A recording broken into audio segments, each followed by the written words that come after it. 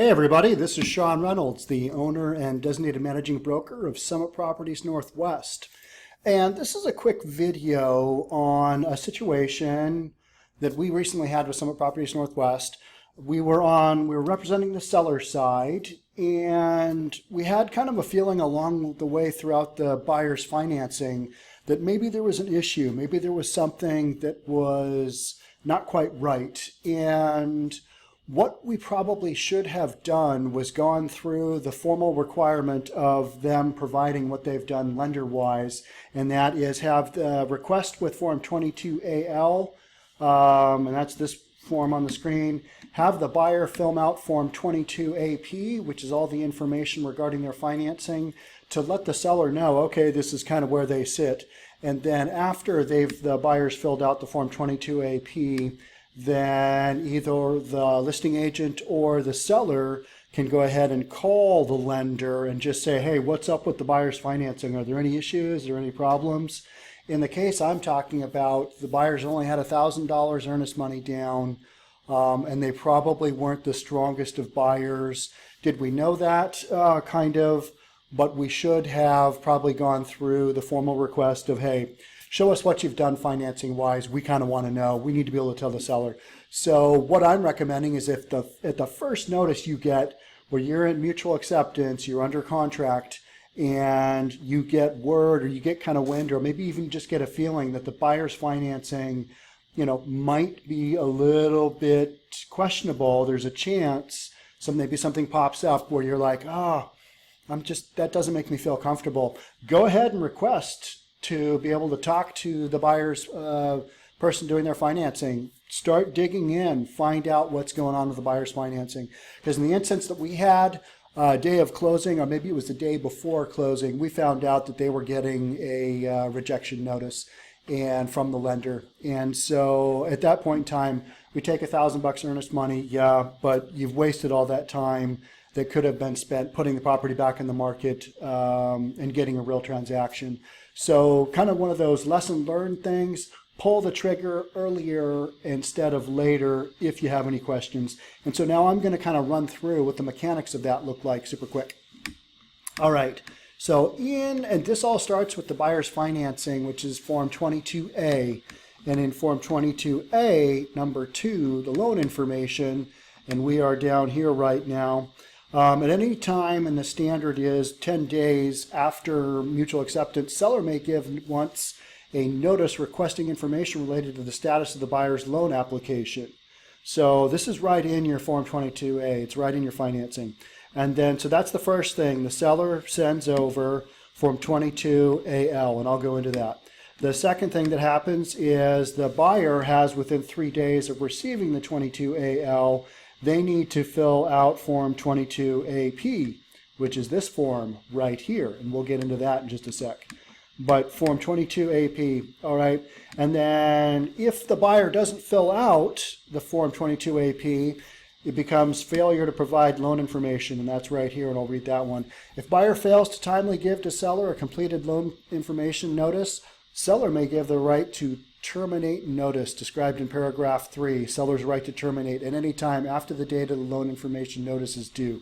So boom, there you have it. You either get the information you're looking for from the buyer and their lender, or you terminate the deal, move on to a real buyer. Okay, so let's look at Form 22AL, and that's the request for loan information, pretty basic form. You put in the date of the purchase and sale here, buyer number 1 name, buyer 2 name, buyer seller 1, seller 2, property address.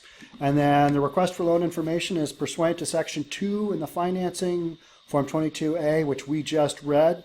Seller requests that buyer give notice to the status of the buyer's loan application. Super straightforward. And then you have the seller sign it, date it, and you as the listing agent would then send that off to the other agent, say, hey, we're giving you notice. Want to find out what's going on with your buyer's financing. And then, so the buyer has 3 days to fill out Form 22AP, which is this form here.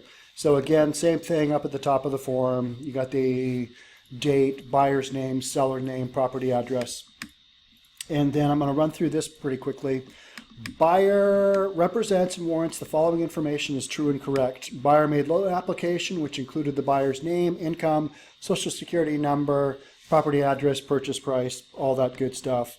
And then the buyer has provided the following information to the lender. You as the buyer, check off all the boxes of information that you've given. And then you go ahead and sign and date this. And then you as the buyer are signing, buyer has provided lender with the above information and any additional information lender, I'm reading right here, lender has required buyer to provide to lender before the date of this notice. So this is what the buyer will fill out. And once the buyer's filled this out, then you'll have as the listing agent and representing the seller, you'll have an idea of where they kind of sit within their financing. And then you can also call or email or however you want to get in contact with the buyer's lender and find out, personally what's going on. That way you can call the seller and say, hey, talked with the seller, I emailed with or I talked with the buyer's lender, or I emailed with them, or I texted them, here's where we are. But at least then you've done your due diligence and you kind of know where you sit instead of getting to closing day and getting a rejection from the lender saying, yep, they don't qualify, which you should know well in advance if that's going to be the case. And sometimes these things get away from you. So that's why I'm doing this video, so that you can kind of have an idea of, all right, before you get to day before closing, do something about it so that, number one, you either know what the deal is, or number two, you can have your sellers pull out if that is a concern and go down that road as well. So that's really about it. I hope this video is helpful to avoid others having to go through a situation where you get all the way through the process and get down to the very last end, which is supposed to be closing, and then boom, our buyers are denied. Not a good thing.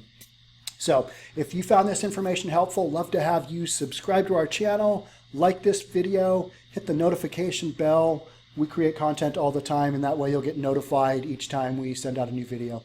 So again, thanks for sticking all the way to the end of this video. Appreciate you watching. Again, I'm Sean Reynolds from Smit Properties Northwest. We'll catch you in the next one. Bye. Here's the Summit difference. We offer an industry-high 80-20 split with absolutely zero fees, a low $10,000 cap, and a free listing video including drone for every single home that Smit Properties Northwest lists. For more information, click on the first link in the description of this video.